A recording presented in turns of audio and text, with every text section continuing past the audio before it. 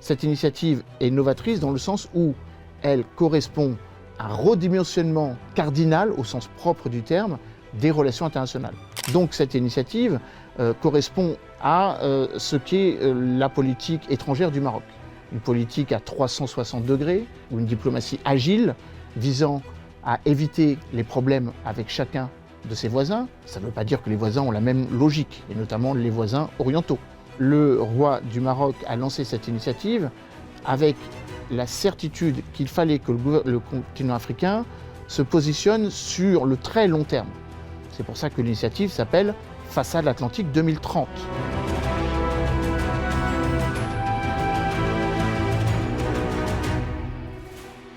Bonjour Emmanuel Dupuis. Bonjour. C'est un plaisir de recevoir ici au 360. Plaisir partagé. Vous êtes président de l'Institut Prospective et Sécurité en Europe et un politologue de renom. Et lors de cet entretien, on va évoquer 3 principaux sujets, à savoir la place du Maroc en Afrique à travers l'initiative royale atlantique, la relation Maroc-France ainsi que les 25 ans de règne. Et en première question, j'aimerais bien savoir comment l'initiative royale atlantique renforce-t-elle la position du Maroc en tant qu'acteur clé en Afrique ?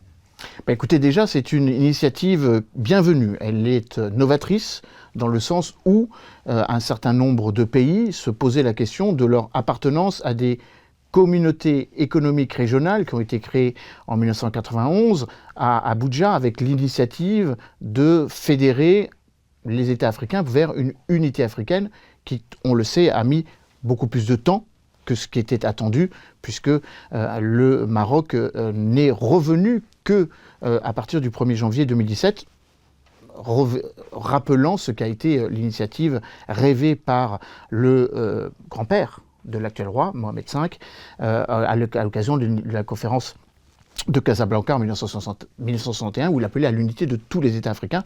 Il a fallu attendre 1963 pour l'organisation de l'unité africaine, évidemment, puis 2002 pour l'Union africaine, mais il y a eu cette période de 33 ans d'absence marocaine. Donc l'initiative lancée par le roi le 9 novembre dernier, Façade Atlantique 2030, comme son nom l'indique, est un projet d'ambition qui ne concerne pas seulement que le Maroc, mais qui concerne l'ensemble du voisinage marocain, atlantico-marocain. 23 pays, la façade atlantique, de Tanger jusqu'au Cap, qui, d'une certaine façon, rappelle plusieurs éléments stratégiques.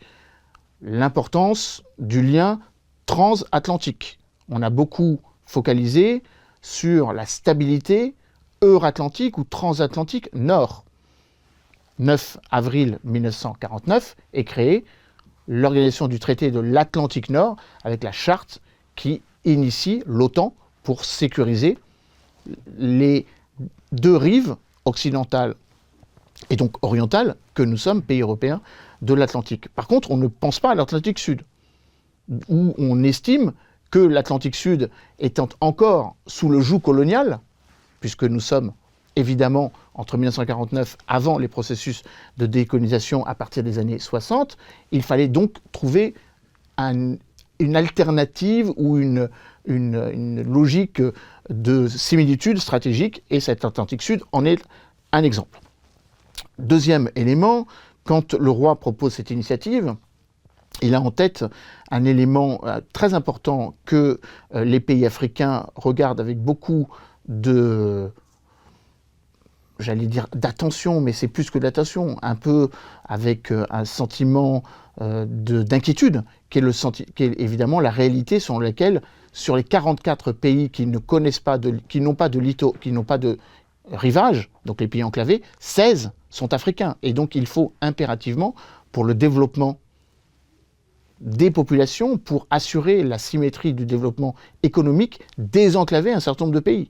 L'initiative atlantique vise aussi, non seulement à sécuriser un avenir stratégique du Maroc jusqu'à l'Afrique du Sud, le long de la façade atlantique, mais également de permettre à des pays qui n'ont pas un accès au littoral atlantique, le Mali, le Tchad, le Burkina Faso, le Niger, mais on pourrait rajouter au sud également la République centrafricaine.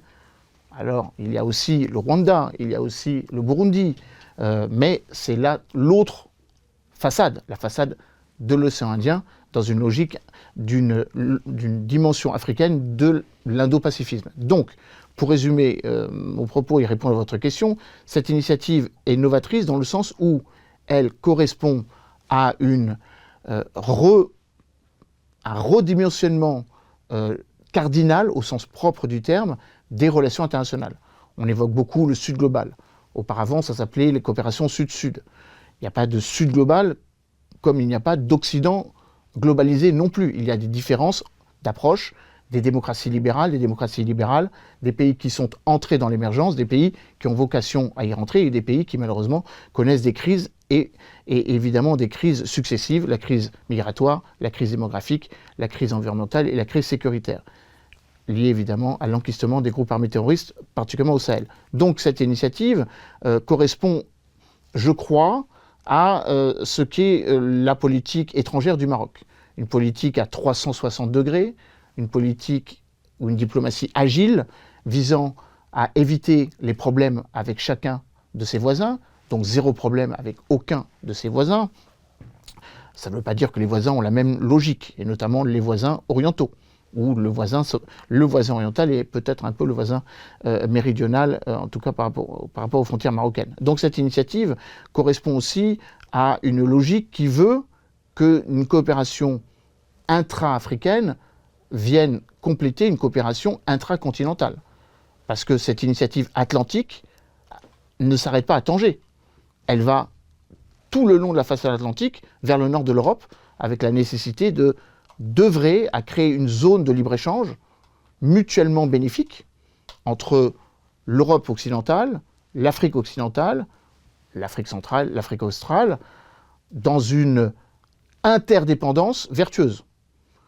Le continent africain a besoin d'exporter ses richesses vers le continent européen qui est de moins en moins enclin à être dépendant de logiques qui l'obligent à des compromis géopolitiques qu'elle ne veut plus faire, tant vis-à-vis de Washington, tant vis-à-vis de Moscou, et plus précisément depuis le 24 février 2022, le jour où la Russie envahit l'Ukraine.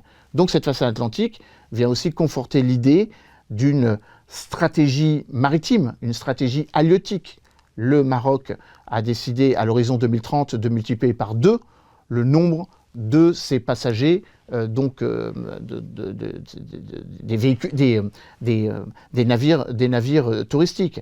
La stratégie de ce qu'on appelle l'économie bleue, la stratégie nationale pour l'économie bleue, participe de cette volonté. 2% du PIB du Maroc dépend de la pêche. 12% dépend du tourisme. Le tourisme se situe sur le littoral marocain. La volonté de désenclaver l'Afrique à travers cette initiative a aussi comme logique idoine ou logique gigogne le désenclavement des régions marocaines. Sur les 12 régions marocaines, 9 ont une façade atlantique, mais 3 n'en ont pas. Donc c'est aussi un désenclavement interne. Donc un désenclavement national, ou on peut dire un désenclavement régional, national et global. Et puis bien évidemment, avoir à l'esprit que le Maroc, en tant que puissance émergente, a besoin d'entraîner les autres vers des marchés qu'elle ambitionne d'appréhender de manière collective. Le marché européen d'un côté, le marché sud-américain de l'autre, ou le marché américain de manière générique. Dernier point, le roi du Maroc a lancé cette initiative avec la certitude qu'il fallait que le continent africain se positionne sur le très long terme. C'est pour ça que l'initiative s'appelle Façade Atlantique 2030, que cela s'inscrit dans une logique où il y a une mobilisation de tous les acteurs économiques pour développer les ports en eau profonde. Le port de Darla Atlantique à l'horizon 2028 en est un exemple. Le développement exponentiel de Tanger-Med, qui est désormais le 4e port mondial, le premier port africain, avec la multiplication des conteneurs, des navires conteneurs, l'espoir, ou en tout cas la perspective que cette façade atlantique, ou que cette initiative atlantico-africaine aille de pair avec l'initiative du gazoduc qui va relier Lagos, le port en eau profonde de Lekki, au Nigeria, et Tanger, pour ensuite aller et remonter le long du rail atlantique le long du corridor atlantique, vers l'Espagne, le Maroc, et de facto offrir une alternative au gaz et au pétrole dont l'Europe a besoin, surtout eu égard à la fermeture des vannes, si je puis m'exprimer ainsi, de la part des fournisseurs de gaz russes. Dans la même veine, pourriez-vous commenter la manière dont le Maroc, sous le règne du roi Mohamed VI, a consolidé son leadership régional et continental, en particulier dans le domaine de la coopération économique et sécuritaire? De nouveau, le Maroc s'est mis au diapason des attentes des différents pays. Et je crois que c'est un élément important. Je crois que le temps est révolu où on en est encore à penser qu'il faut calquer des modèles sécuritaires, des modèles de développement, des modèles d'organisation institutionnelle du nord vers le sud.